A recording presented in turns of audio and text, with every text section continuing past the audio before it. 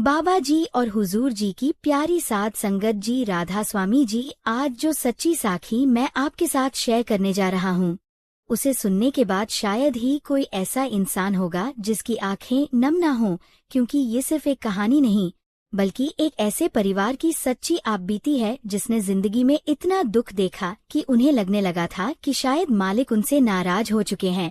लेकिन फिर एक दिन खुद बाबा जी ने उन्हें समझाया कि आखिर इंसान को दुख क्यों मिलता है और दुख के पीछे मालिक की कौन सी सबसे बड़ी रहमत छिपी होती है। इसलिए संगत जी, इस साखी को अंत तक जरूर सुनना, क्योंकि हो सकता है इस कहानी में आपको अपने जीवन के सवालों का भी जवाब मिल जाए। और अगर आपका विश्वास भी मालिक पर है तो कमेंट बॉक्स में राधा स्वामी जी जरूर लिखना और चैनल को सब्सक्राइब जरूर करना। संगत जी, अब आप ये दिल को छू लेने वाली सच्ची साखी सुनो। राधा स्वामी जी, मेरा नाम सुरजीत कौर है और मैं पंजाब के एक छोटे से गांव में रहती थी। हमारा परिवार बहुत साधारण था। मेरे पति खेतों में मजदूरी करते थे और मैं घरों में सिलाई करके किसी तरह घर चलाने में उनका साथ देती थी। हमारे 2 छोटे बच्चे थे जिनकी मुस्कान ही हमारी सबसे बड़ी खुशी थी। लेकिन संगत जी, जिंदगी हमेशा एक जैसी नहीं रहती, क्योंकि एक समय ऐसा आया जब हमारे घर की सारी खुशियाँ धीरे धीरे खत्म होने लगी। सबसे पहले मेरे पति की नौकरी छूट गई। खेत के मालिक ने अचानक मजदूर कम कर दिए और कई लोगों की तरह मेरे पति को भी काम से निकाल दिया। उस दिन जब वह खाली हाथ घर लौटे तो उनके चेहरे पर ऐसा दर्द था जिसे देखकर मेरा दिल कांप उठा। उन्होंने बच्चों की तरफ देखा और फिर चुपचाप बाहर जाकर बैठ गए। मैंने उनके पास जाकर कहा, चिंता मत करो, मालिक सब ठीक कर देंगे। लेकिन सच कहूँ संगत जी, उस समय मेरे अपने दिल में भी डर था, क्योंकि घर में पहले ही बहुत कम पैसे थे और अब रोज का खर्च चलाना भी मुश्किल हो गया था। धीरे धीरे हालात और खराब होते गए। घर में राशन कम होने लगा, बच्चों की छोटी छोटी जरूरतें भी पूरी करना मुश्किल हो गया। कई रातें ऐसी बीती जब हम खुद भूखे सो गए, लेकिन बच्चों को खाना खिलाकर मुस्कुराने की कोशिश करते रहे। संगत जी, सबसे ज्यादा दर्द तब होता था जब मेरा छोटा बेटा रात को पूछता, माँ हमारे घर में हमेशा परेशानी क्यों रहती है, क्या मालिक हमसे प्यार नहीं करते। उसकी यह बात सुनकर मेरा दिल टूट जाता था, लेकिन मैं उसे सीने से लगाकर सिर्फ इतना कहती, बेटा मालिक कभी अपने बच्चों से दूर नहीं होते। लेकिन सच कहूँ संगत जी, अंदर ही अंदर मेरा अपना विश्वास भी कमजोर होने लगा था, क्योंकि हर तरफ सिर्फ दुख ही दुख दिखाई दे रहा था। एक दिन मेरे पति शहर काम ढूंढने गए, लेकिन वहां भी उन्हें कोई काम नहीं मिला। थके हारे जब वह वापस लौट रहे थे तो रास्ते में उनका एक्सीडेंट हो गया। गांव वालों ने उन्हें घायल हालत में घर पहुंचाया। उनके सिर और हाथ में गहरी चोट आई थी और डॉक्टर ने कई दिनों तक आराम करने को कहा। संगत जी, उस दिन मुझे ऐसा लगा जैसे हमारी जिंदगी पूरी तरह बिखर चुकी है, क्योंकि अब ना घर में कमाने वाला बचा था और ना कोई सहारा। मैं पूरी रात रोती रही और पहली बार मैंने मालिक से शिकायत की। मैंने हाथ जोड़कर कहा, बाबा जी, अगर दुख ही देना था तो इतना क्यों दिया, आखिर हमने ऐसा कौन सा पाप किया है। संगत जी, उसी रात जब सब लोग सो चुके थे, मैं घर के बाहर बैठी रो रही थी। तभी अचानक मुझे किसी के कदमों की आवाज सुनाई दी। मैंने सिर उठाकर देखा तो एक बूढ़े बाबा हमारे दरवाजे पर खड़े थे। सफेद कपड़े, लंबी दाढ़ी, हाथ में लकड़ी की लाठी और चेहरे पर ऐसी शांति जिसे देखकर दिल अपने आप शांत होने लगे। उन्होंने बहुत प्यार से कहा, बेटी इतनी रात को क्यों रो रही है। संगत जी, ना जाने क्यों उन्हें देखते ही मेरी आंखों से आंसू और तेजी से बहने लगे। मैंने रोते हुए अपनी सारी परेशानी उन्हें बता दी कि कैसे हमारे घर में एक के बाद एक दुख आते जा रहे हैं और अब मुझे समझ नहीं आता कि मालिक हमसे नाराज क्यों हैं। वह बूढ़े बाबा कुछ पल तक चुपचाप मुझे देखते रहे, फिर बहुत शांत आवाज में बोले, बेटी क्या तू सच में जानना चाहती है कि इंसान को दुख क्यों मिलता है। यह सुनते ही मेरा दिल जोर से धड़कने लगा। मैंने हाथ जोड़कर कहा, बाबा जी, अगर आप जानते हो तो मुझे जरूर बताओ, क्योंकि अब मेरा दिल टूट चुका है। संगत जी, वह धीरे से हमारे आंगन में बैठ गए और फिर उन्होंने ऐसी बातें कहना शुरू किया जिसने मेरी जिंदगी बदल दी। उन्होंने कहा, बेटी जब सोना आग में तपता है तभी कुंदन बनता है, और इंसान जब दुख में टूटने की बजाय मालिक को पकड़ लेता है तभी उसकी आत्मा मजबूत होती है। मैं चुपचाप उनकी बातें सुनती रही। उन्होंने फिर कहा, दुनिया में ज्यादातर लोग सुख में मालिक को भूल जाते हैं, लेकिन दुख इंसान को फिर से मालिक के पास ले आता है। इसलिए कई बार जो दुख दिखाई देता है वही सबसे बड़ी रहमत होता है। संगत जी, उनकी बातें सीधे मेरे दिल में उतरने लगीं, लेकिन फिर भी मेरी आंखों से आंसू रुक नहीं रहे थे। मैंने रोते हुए पूछा, बाबा जी, अगर दुख रहमत है तो दिल इतना दर्द क्यों सहता है? ये सुनते ही वह मुस्कुराए और बोले, क्योंकि इंसान शरीर से नहीं मोह से दुखी होता है, लेकिन जिस दिन उसे मालिक पर पूरा भरोसा हो जाए ना, उस दिन दुख भी उसे अंदर से नहीं तोड़ पाता। उनकी यह बात सुनकर मैं कुछ पल के लिए बिल्कुल शांत हो गई। फिर उन्होंने मेरे घर के अंदर सो रहे बच्चों की तरफ देखा और कहा, बेटी, याद रख, तेरे घर के ये दुख तेरे परिवार को खत्म करने नहीं बल्कि जगाने आए हैं, क्योंकि बहुत जल्द तू ऐसी रहमत देखने वाली है जिसे देखकर तेरा विश्वास हमेशा के लिए बदल जाएगा। संगत जी, ये सुनते ही मेरे पूरे शरीर में सिहरन दौड़ गई, क्योंकि उनकी आवाज में अजीब सी ताकत थी। मैंने हाथ जोड़कर पूछा, बाबा जी, क्या सच में हमारे दुख खत्म हो जाएंगे? उन्होंने मेरी आंखों में देखकर कहा, दुख खत्म नहीं होते बेटी, इंसान दुखों के बीच जीना सीख जाता है, और जिस दिन वह मालिक की मर्जी में राजी हो जाए ना, उस दिन दुख भी उसे शांति देने लगते हैं। ये सुनकर मेरी आंखों से आंसू बहते रहे, लेकिन पहली बार उन आंसुओं में शिकायत कम और शांति ज्यादा थी। कुछ देर बाद वह बूढ़े बाबा उठे और जाने लगे। मैंने उन्हें रोकते हुए कहा, बाबा जी, इतनी रात को आप कहाँ जाओगे? संगत जी, वह मुस्कुराए और बोले, बेटी, जहाँ किसी का दिल दुख से टूटता है वहाँ मुझे पहुँचना पड़ता है।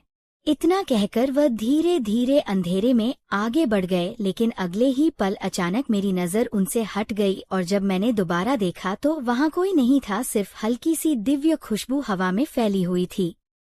उस रात मैं बहुत देर तक जागती रही, क्योंकि पहली बार किसी ने मुझे दुख का ऐसा मतलब समझाया था, लेकिन मुझे बिल्कुल अंदाजा नहीं था कि अगले ही दिन हमारे घर में ऐसा चमत्कार होने वाला है, जिसे देखकर मेरी आंखों से सिर्फ आंसू ही नहीं बल्कि दिल से सारी शिकायतें भी खत्म हो जाएंगी।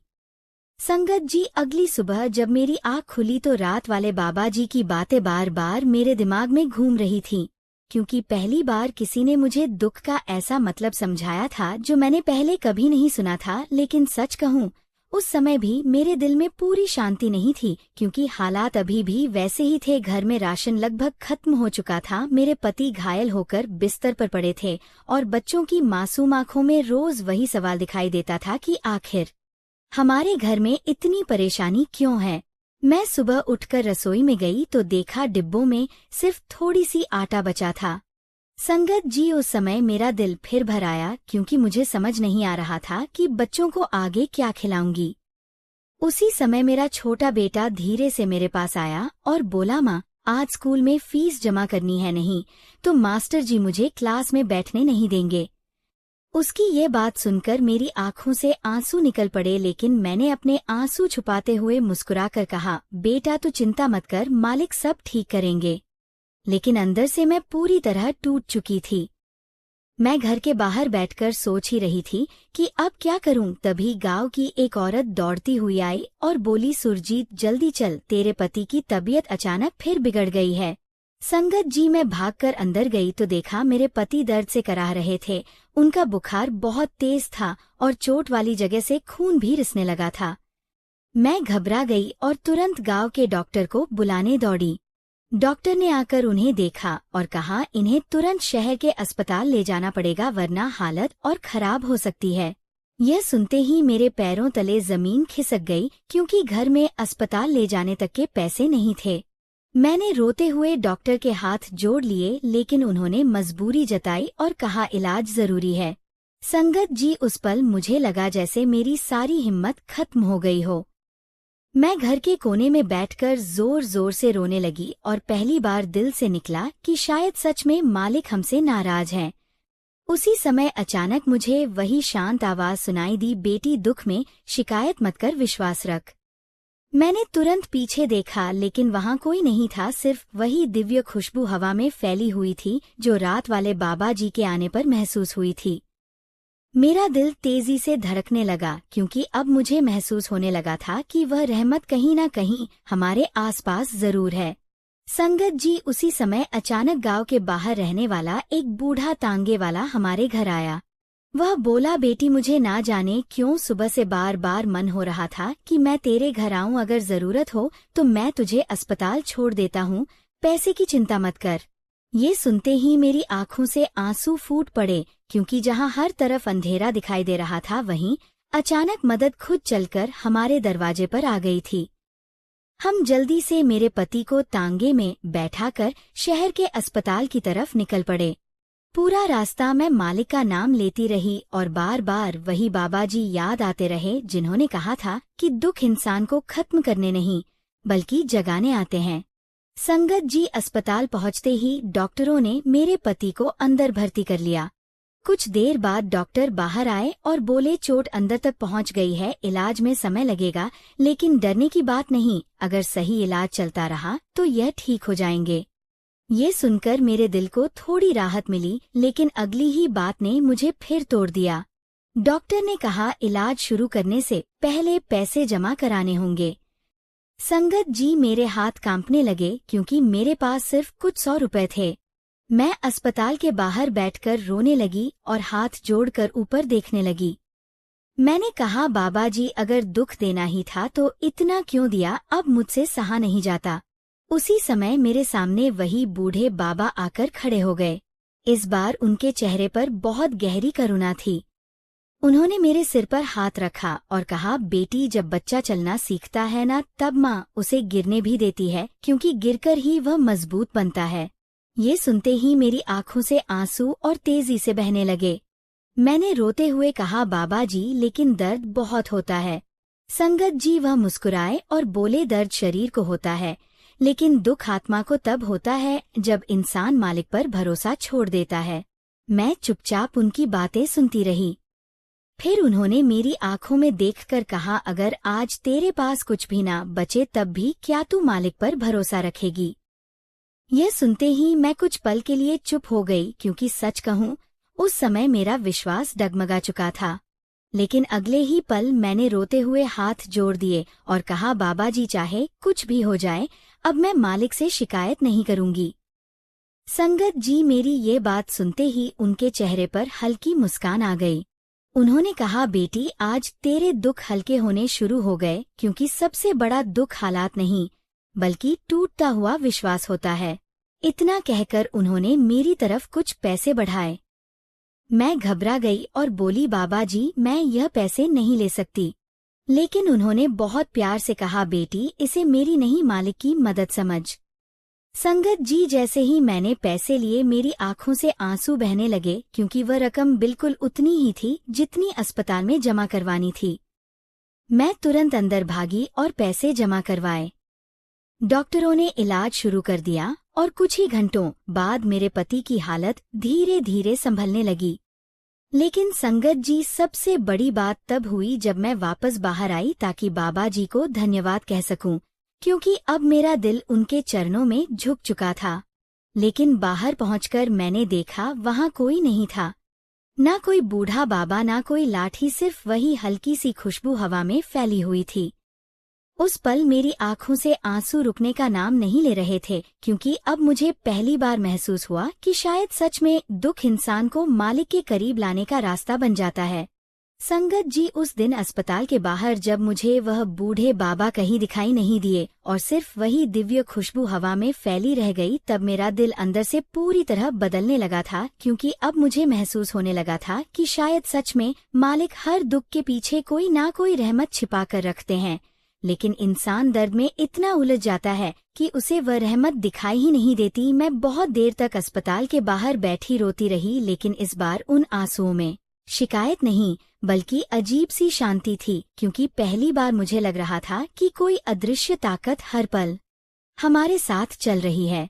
कुछ देर बाद डॉक्टर बाहर आए और बोले, मरीज अब खतरे से बाहर है, लेकिन इन्हें आराम और दवाइयों की बहुत जरूरत होगी। ये सुनते ही मेरी आंखों से आंसू निकल पड़े और मैंने तुरंत हाथ जोड़कर ऊपर देखा क्योंकि जहां कुछ घंटे पहले मुझे सब खत्म होता दिखाई दे रहा था, वहीं अब उम्मीद फिर से लौट आई थी। संगत जी, मैं अस्पताल के कमरे में गई तो मेरे पति धीरे धीरे होश में आ चुके थे। उन्होंने मुझे देखते ही पूछा, सुरजीत, क्या हम बहुत बड़े बोझ बन गए हैं? उनकी ये बात सुनकर मेरा दिल टूट गया। मैं तुरंत उनके पास बैठ गई और रोते हुए कहा, ऐसा मत कहो जी, मालिक सब ठीक करेंगे।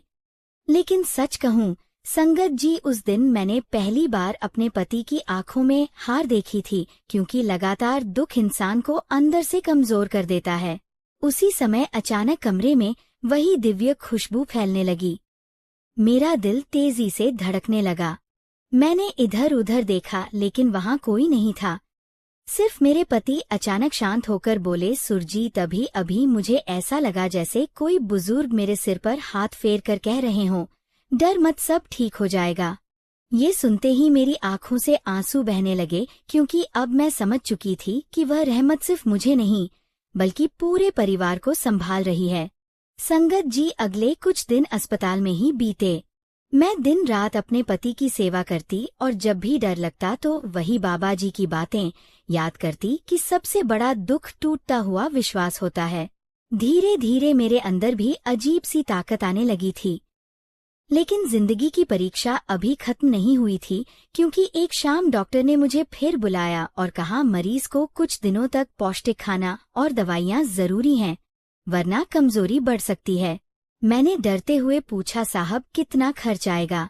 डॉक्टर ने जो दवाइयों की लिस्ट दी उसे देखकर मेरे हाथ कांपने लगे, क्योंकि वह रकम हमारे पूरे महीने के खर्च से भी ज्यादा थी। संगत जी, मैं फिर अस्पताल के बाहर बैठकर सोचने लगी कि आखिर कब तक यह दुख हमारा पीछा करेंगे। उसी समय मैंने देखा, सामने सड़क किनारे एक बूढ़ी औरत बैठी रो रही थी। उसके साथ एक छोटा बच्चा था जो भूख से बिलख रहा था।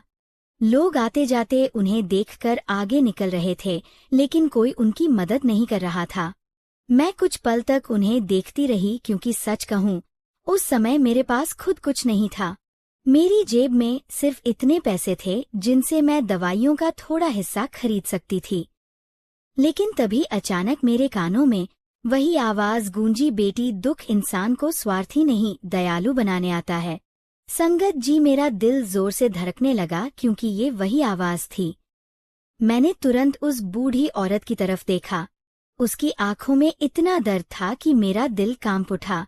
मैंने बिना कुछ सोचे अपनी जेब में रखे पैसे निकाले और उनके लिए खाना खरीद दिया। वह बूढ़ी औरत रोते हुए मेरे हाथ पकड़ने लगी और कहने लगी, बेटी, मालिक तुझे कभी दुख ना दे। ये सुनते ही मेरी आंखों से आंसू निकल पड़े, क्योंकि पहली बार मुझे किसी की मदद करके अंदर से सुकून मिला था। लेकिन अगले ही पल मेरे मन में डर भी आ गया कि अब दवाइयों के पैसे कैसे होंगे। मैं भारी दिल से मेडिकल स्टोर की तरफ गई और कांपते हुए दवाइयों की पर्ची दुकानदार को दी। संगत जी, तभी अचानक पीछे से किसी ने कहा, इनकी सारी दवाइयों का पैसा मैं दूंगा। मैंने मुड़कर देखा तो एक बुजुर्ग आदमी खड़े थे, लेकिन जैसे ही मैंने उनका चेहरा गौर से देखा मेरा दिल कांप उठा, क्योंकि उनकी आंखों में वही शांति, वही करुणा थी जो उस बूढ़े बाबा की आंखों में थी। उन्होंने मुस्कुराकर मेरी तरफ देखा और बोले, बेटी, जो इंसान अपने दुख में भी दूसरों का दर्द महसूस करे, मालिक उसके दुख कभी बेकार नहीं जाने देते। ये सुनते ही मेरी आंखों से आंसू फूट पड़े। मैं कुछ बोल पाती उससे पहले उन्होंने सारी दवाइयों का पैसा दुकानदार को दे दिया और धीरे धीरे वहां से आगे बढ़ गए। संगत जी, मैं तुरंत उनके पीछे भागी, लेकिन सड़क पर पहुंचते ही वह कहीं दिखाई नहीं दिए। सिर्फ वही दिव्य खुशबू हवा में फैल रही थी। उस पल मैं सड़क के बीचों बीच खड़ी रोती रही, क्योंकि अब मुझे समझ आने लगा था कि दुख इंसान को सिर्फ रुलाने नहीं बल्कि बदलने आते हैं। अगर हमारे घर में दुख न आते तो शायद मैं कभी किसी भूखे की भूख महसूस न कर पाती, कभी किसी रोते हुए इंसान का दर्द समझ ना पाती और शायद मालिक के इतने करीब भी ना आ पाती। उस रात अस्पताल के कमरे में बैठकर मैं बहुत देर तक यही सोचती रही कि इंसान सुख में सिर्फ अपने बारे में सोचता है, लेकिन दुख उसे दूसरों के दर्द से जोड़ देता है, और शायद यही दुख की सबसे बड़ी रहमत होती है। लेकिन संगत जी, मुझे बिल्कुल अंदाजा नहीं था कि अभी हमारी जिंदगी में ऐसा मोड़ आने वाला है जहां खुद बाबा जी मुझे दुख का सबसे बड़ा रहस्य समझाने वाले थे, जिसे सुनकर आज भी मेरी आंखें नम हो जाती हैं। संगत जी, उस रात अस्पताल के कमरे में बैठकर मैं बहुत देर तक जागती रही, क्योंकि अब मेरे दिल में पहले जैसी शिकायतें नहीं बची थीं, बल्कि एक अजीब सी शांति उतरने लगी थी। मैं बार बार वही बातें सोच रही थी जो बाबा जी ने कही थी, कि दुख इंसान को खत्म करने नहीं बल्कि जगाने आते हैं। और सच कहूँ तो अब मुझे अपने अंदर बदलाव महसूस होने लगा था, क्योंकि पहले मैं सिर्फ अपने दुख को सबसे बड़ा समझती थी, लेकिन अब दूसरों का दर्द देखकर मेरा दिल खुद रोने लगता था। मेरे पति सो चुके थे, लेकिन मैं खिड़की के पास बैठकर बाहर आसमान को देख रही थी। रात बहुत शांत थी और अस्पताल के बाहर हल्की बारिश हो रही थी।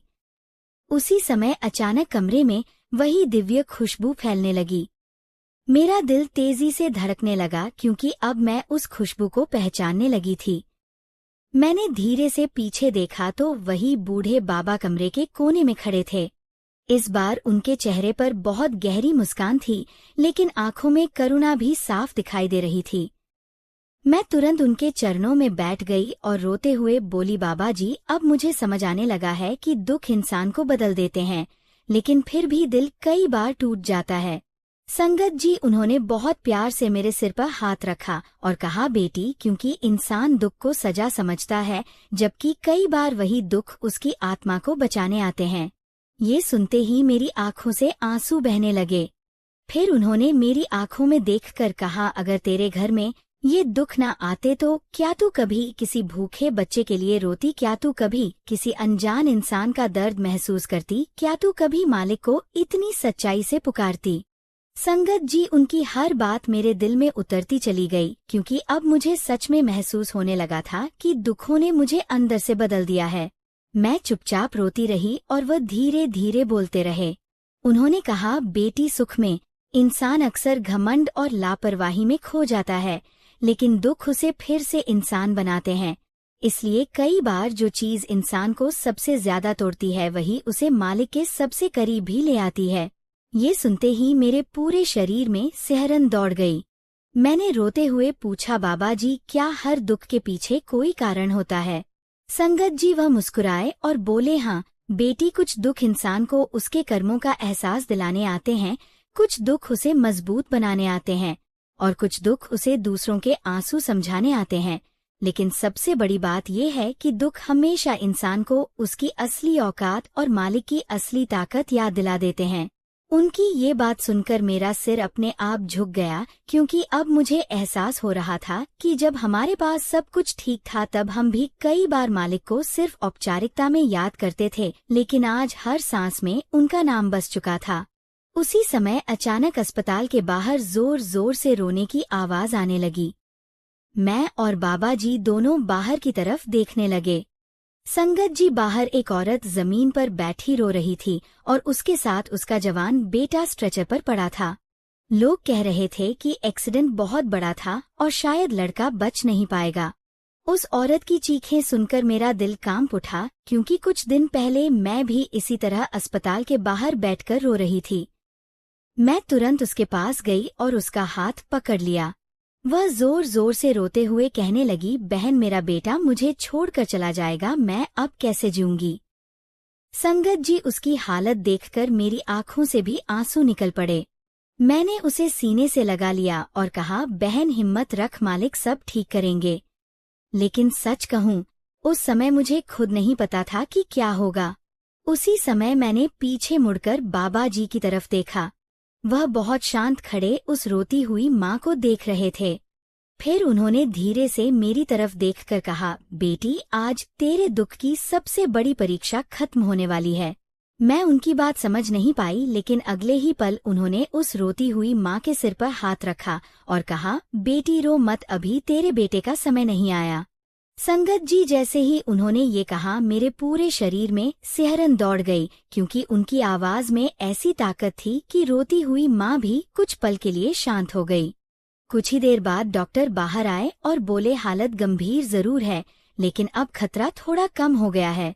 यह सुनते ही वह औरत वहीं जमीन पर बैठकर रोने लगी, लेकिन इस बार उसके आंसुओं में उम्मीद थी। संगत जी, मैं ये सब देखकर अंदर तक हिल चुकी थी, क्योंकि अब मुझे समझ आ रहा था कि बाबा जी सिर्फ हमारे लिए नहीं, बल्कि हर टूटे हुए इंसान के लिए रहमत बनकर आते हैं। उस रात मैं बहुत देर तक उनके पास बैठी रही और फिर रोते हुए पूछा, बाबा जी, अगर दुख ना हो तो क्या इंसान कभी मालिक को समझ ही नहीं सकता? संगत जी, उन्होंने बहुत गहरी आवाज में कहा, बेटी, कुछ लोग बिना दुख के भी मालिक को पा लेते हैं, लेकिन ज्यादातर इंसान तब तक नहीं जागते जब तक जिंदगी उन्हें हिलाकर ना रख दे। इसलिए कई बार दुख इंसान की बर्बादी नहीं बल्कि उसकी नई शुरुआत होते हैं। ये सुनते ही मेरी आंखों से आंसू लगातार बहते रहे, क्योंकि पहली बार मुझे अपने सारे दुखों के पीछे छिपी रहमत दिखाई देने लगी थी। लेकिन संगत जी, सबसे बड़ा चमत्कार अभी बाकी था, क्योंकि अगली सुबह बाबा जी मुझे ऐसा सच बताने वाले थे जिसे सुनकर मेरी जिंदगी हमेशा के लिए बदल गई। संगत जी, अगली सुबह जब मेरी आँख खुली तो रात भर बाबा जी की बातें मेरे दिल और दिमाग में घूमती रहीं, क्योंकि पहली बार मुझे अपने दुखों के पीछे छिपी हुई रहमत दिखाई देने लगी थी। मैं अस्पताल की खिड़की के पास बैठी बाहर उगते सूरज को देख रही थी और मेरे अंदर अजीब सी शांति उतर चुकी थी, क्योंकि अब मुझे लगने लगा था कि शायद मालिक हर इंसान को उसके दुखों के जरिए कुछ सिखाना चाहते हैं। लेकिन संगत जी, मुझे बिल्कुल अंदाजा नहीं था कि उसी दिन बाबा जी मुझे ऐसा सच बताने वाले हैं जिसे सुनकर मेरी जिंदगी हमेशा के लिए बदल जाएगी।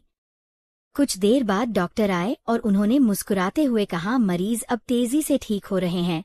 अगर सब कुछ ऐसे ही चलता रहा तो 2 दिन बाद इन्हें घर ले जाया जा सकता है। ये सुनते ही मेरी आंखों से आंसू निकल पड़े और मैंने तुरंत हाथ जोड़कर ऊपर देखा, क्योंकि जहां कुछ दिन पहले मौत का डर था वहीं अब उम्मीद और राहत थी। मेरे पति भी धीरे धीरे संभलने लगे थे। उन्होंने मेरा हाथ पकड़कर कहा, सुरजीत, शायद सच में मालिक हमें कुछ सिखाना चाहते थे, क्योंकि इस दुख ने हमें पहले से कहीं ज्यादा करीब ला दिया है। संगत जी, उनकी ये बात सुनकर मेरा दिल भर आया, क्योंकि सच में पहले हम सिर्फ जिंदगी की भागदौड़ में उलझे रहते थे, लेकिन अब हर छोटी चीज में मालिक की रहमत महसूस होने लगी थी। उसी समय अचानक कमरे में वही दिव्य खुशबू फैलने लगी। मेरा दिल तेजी से धड़कने लगा। मैंने धीरे से पीछे देखा तो वही बूढ़े बाबा दरवाजे के पास खड़े थे। इस बार उनके चेहरे पर बहुत तेज था और आंखों में अजीब सी चमक। मैं तुरंत उनके चरणों में बैठ गई और रोते हुए बोली, बाबा जी, आपने हमारे दुखों में हमें संभाल लिया, वरना हम तो पूरी तरह टूट चुके थे। संगत जी, उन्होंने मेरे सिर पर हाथ रखा और कहा, बेटी, दुख इंसान को तोड़ते नहीं, अगर वह सही तरीके से उन्हें समझ ले तो वही दुख उसकी आत्मा को जगा देते हैं। फिर उन्होंने मेरे पति की तरफ देखा और बोले, बेटा, अगर तेरी नौकरी ना छूटती, अगर तेरा एक्सीडेंट ना होता, अगर तेरे घर में तंगी ना आती, तो क्या तुम दोनों कभी इतने सच्चे दिल से मालिक को पुकारते?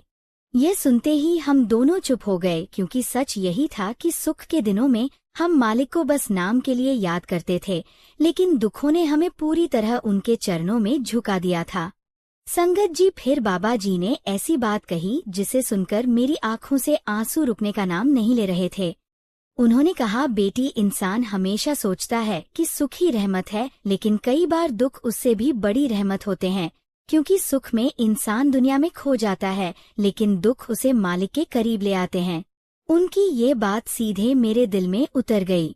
मैं रोते हुए बोली, बाबा जी, लेकिन दुख सहना बहुत कठिन होता है।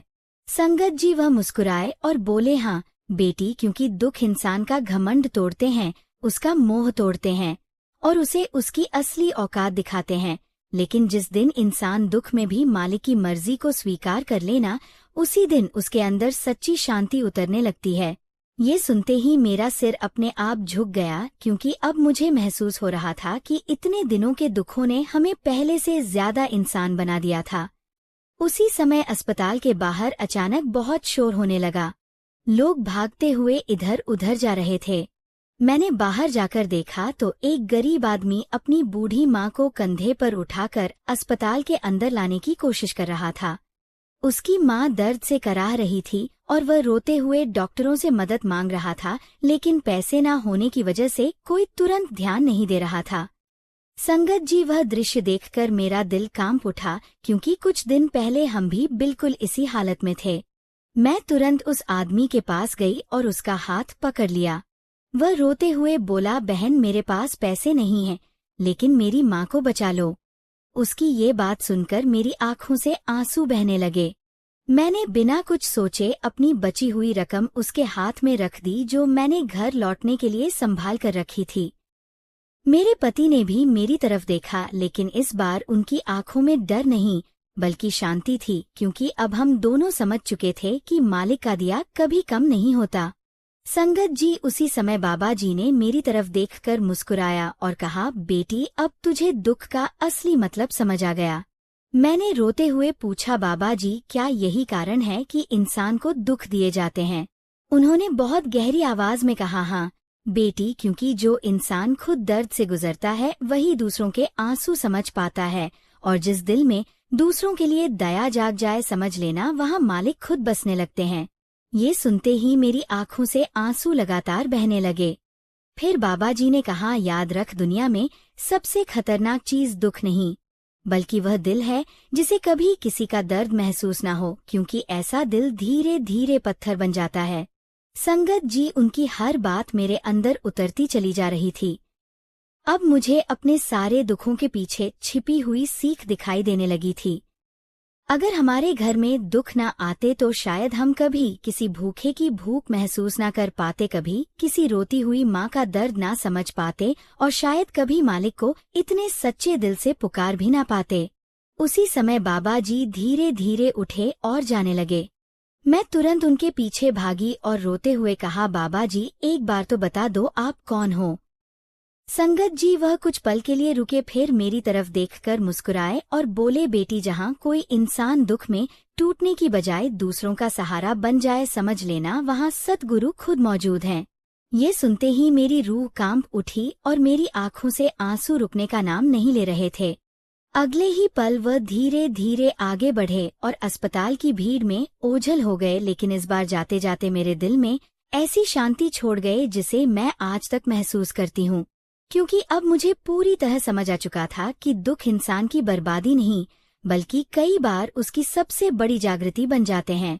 संगत जी, उस दिन के बाद मेरी जिंदगी पूरी तरह बदल चुकी थी, क्योंकि अब मैं हर दुख को पहले की तरह सजा नहीं बल्कि एक सीख की तरह देखने लगी थी। अस्पताल से घर लौटते समय रास्ते भर मेरे दिल में सिर्फ बाबा जी की बातें गूंजती रहीं कि दुख इंसान को तोड़ने नहीं बल्कि जगाने आते हैं।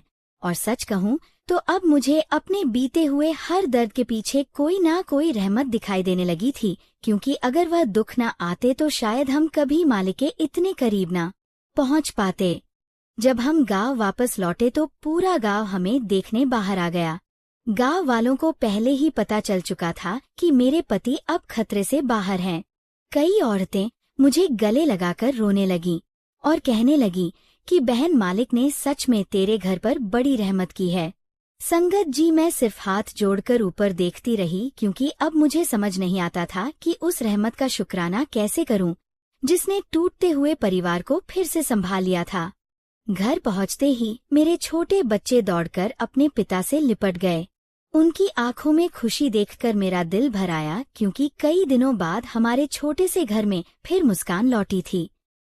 लेकिन संगत जी, सबसे बड़ा बदलाव अब हमारे दिलों में आ चुका था, क्योंकि अब हम सिर्फ अपने दुखों में नहीं बल्कि दूसरों के दर्द में भी रोने लगे थे। धीरे धीरे मेरे पति भी ठीक होने लगे और गांव में छोटा मोटा काम फिर से शुरू कर दिया। हमारे पास पहले की तरह ज्यादा पैसा नहीं था, लेकिन अब घर में पहले से ज्यादा शांति थी, क्योंकि हर रात हम सब मिलकर नाम सिमरन करते और मालिक का शुक्राना करते।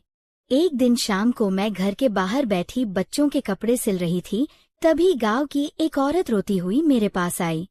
उसकी आंखें सूजी हुई थीं और चेहरा दर्द से भरा हुआ था। वह आते ही मेरे पैरों के पास बैठ गई और जोर जोर से रोने लगी। मैं घबरा गई और उसे संभालते हुए पूछा, बहन, क्या हुआ? संगत जी, उसने रोते हुए कहा, मेरा जवान बेटा कई दिनों से बीमार है, डॉक्टर जवाब दे चुके हैं, अब मुझे समझ नहीं आता मैं क्या करूं। उसकी ये बात सुनते ही मेरी आंखों के सामने अपने पुराने दिन घूम गए, जब मैं भी अस्पताल के बाहर बैठकर इसी तरह रो रही थी। मैंने तुरंत उसका हाथ पकड़ लिया और उसे अपने पास बैठा लिया। वह लगातार रोती रही और कहती रही कि शायद मालिक उससे नाराज हैं, तभी उसके घर में इतना दुख आया है। संगत जी, ये सुनते ही मेरी आंखों से भी आंसू निकल पड़े, क्योंकि यही बात कभी मैं भी सोचती थी। मैंने उसका चेहरा अपने हाथों में लिया और बहुत धीरे से कहा, बहन, मालिक नाराज नहीं होते, दुख कई बार इंसान को उनके करीब लाने आते हैं। ये सुनते ही वह कुछ पल के लिए चुप हो गई। मैंने उसे बाबा जी की सारी बातें बताईं कि कैसे दुख इंसान को दूसरों का दर्द समझाते हैं, कैसे दुख घमंड तोड़ते हैं और कैसे कई बार वही दर्द इंसान को अंदर से बदल देता है। संगत जी, वह औरत मेरी बातें सुनते सुनते रोने लगी, लेकिन इस बार उसकी आंखों में सिर्फ डर नहीं बल्कि हल्की सी उम्मीद भी थी। मैंने उसे गले लगाया और कहा, बहन, तू टूट मत, मालिक पर भरोसा रख। उसी समय अचानक वही दिव्य खुशबू पूरे आंगन में फैलने लगी। मेरा दिल तेजी से धड़कने लगा, क्योंकि अब मैं उस खुशबू को पहचानने लगी थी।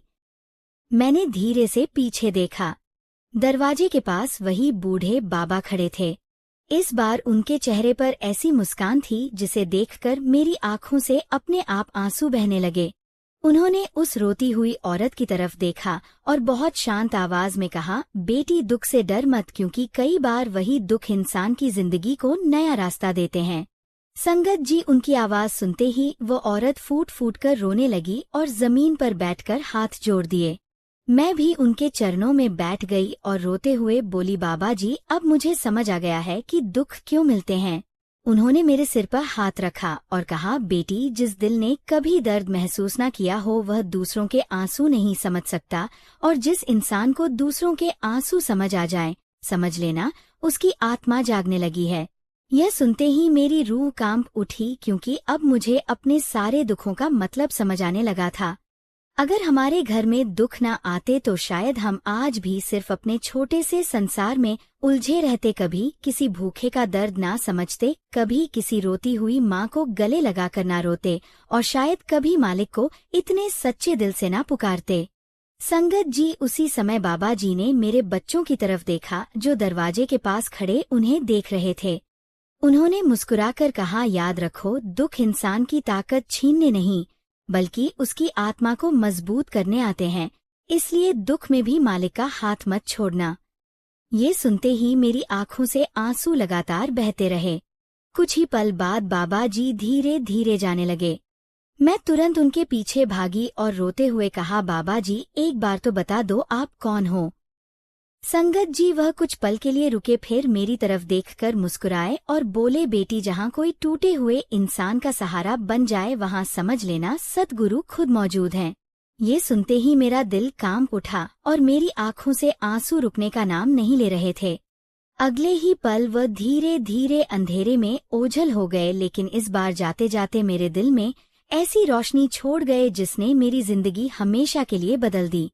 संगत जी, आज कई साल बीत चुके हैं। हमारे घर में अब पहले जैसी गरीबी नहीं रही। मेरे पति फिर से काम करने लगे, बच्चे भी बड़े हो गए, लेकिन सबसे बड़ी बात यह है कि अब हमारे घर से कोई दुखी इंसान खाली हाथ वापस नहीं जाता, क्योंकि हमने अपनी आंखों से देख लिया है कि दुख इंसान को खत्म नहीं करते, बल्कि अगर वह मालिक का हाथ पकड़े रखे तो वही दुख उसे सबसे बड़ा इंसान बना देते हैं। आज भी जब कभी जिंदगी में कोई परेशानी आती है ना, तो मुझे बाबा जी की वह बात याद आ जाती है कि सबसे बड़ा दुख हालात नहीं बल्कि टूटता हुआ विश्वास होता है। और सच कहूँ संगत जी, जिस दिन इंसान दुख में भी मालिक की मर्जी में राजी होना सीख जाए, उसी दिन उसके दिल में असली शांति उतरने लगती है। तो संगत जी, मैं हाथ जोड़कर आप सबसे सिर्फ यही कहना चाहती हूँ कि अगर आपकी जिंदगी में भी दुख चल रहे हैं तो खुद को अकेला मत समझना, क्योंकि हो सकता है वही दुख आपको मालिक के सबसे करीब लाने का रास्ता बन रहे हों। और याद रखो, जिस इंसान का विश्वास दुख में भी ना टूटे, उसे खुद सद्गुरु संभालने आ जाते हैं। अगर आपको ये सच्ची साखी सुनकर आंखों में आंसू आए हों और मालिक पर विश्वास पहले से ज्यादा मजबूत हुआ हो, तो कमेंट बॉक्स में राधा स्वामी जी जरूर लिखना और चैनल को सब्सक्राइब जरूर करना, क्योंकि कौन सी साखी किस टूटे हुए इंसान की जिंदगी बदल दे ये कोई नहीं जानता। राधा स्वामी जी।